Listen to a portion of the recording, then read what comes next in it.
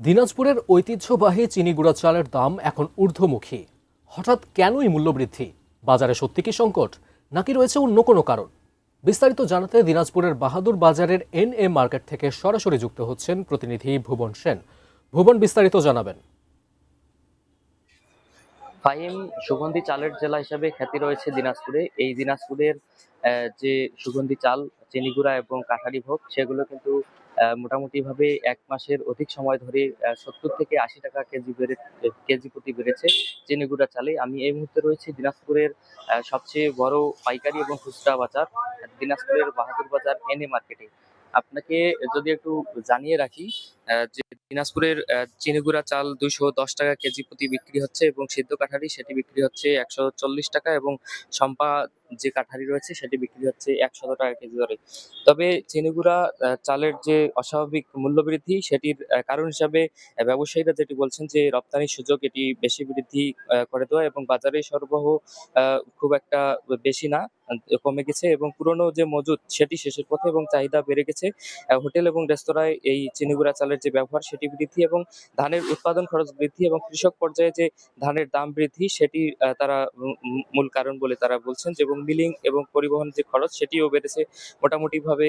যদি বলা যায় যে বড় ব্যবসায়ী যারা রয়েছেন তারাও কিন্তু বেশ মজুত করেছে, এবং চালের বাজারে যে একটি সিন্ডিকেট কিন্তু তারাই কিন্তু তৈরি করছে, যারা বড় ব্যবসায়ী রয়েছেন, বড় বড় কোম্পানি রয়েছেন। এবং ভালো মানের সুগন্ধি চালের যে সরবরাহ সেটি কিন্তু সীমিত। ফলে যেই সময় সুগন্ধির যে ধান উৎপাদন হয় সেই সময় কিন্তু বৃষ্টি এবং যে আবহাওয়ার একটি প্রভাব সেটি কিন্তু লক্ষ্য করা গেছে। এবং যে সবচেয়ে বেশি যেটি বিষয় সেটি হচ্ছে যে মধ্যস্থভোগীদের যে আহ, আহ, হাত হাত বদল সেটি কিন্তু রয়েছে। একজন ব্যবসায়ী রয়েছে, তার সঙ্গে কথা বলতে চাই। আসলে চিনিগুড়া চালের তো অস্বাভাবিক মূল্য বৃদ্ধি, এটার মূল কারণ কি বলে মনে করছেন? মূলত কারণ প্রশাসনের কাঠামো ঠিক নেই। কারণ এইভাবে হঠাৎ করে এই 1-1.5 মাসের মধ্যে আপনার 100-150 টাকা মানে মানে ডিস্টেন্স। আমরা যেটা 110 টাকার মধ্যে বেশি, এটা এখন 220 টাকা আমাদেরকে কিনতে হচ্ছে, 200 টাকা 260 টাকা কিনতে হচ্ছে। তা আমি মূলত মানুষজন বিভিন্নজন বিভিন্ন রকম কথা বলতেছে যে এটা আবাদ কম ফলন কম।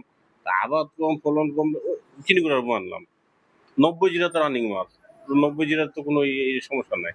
এটা একটা টোটালটাই হচ্ছে এটা কাঠামোগত ভাবে আমাদের প্রশাসনিক কোনো সমস্যা আছে, না হলে এইভাবে হবে না।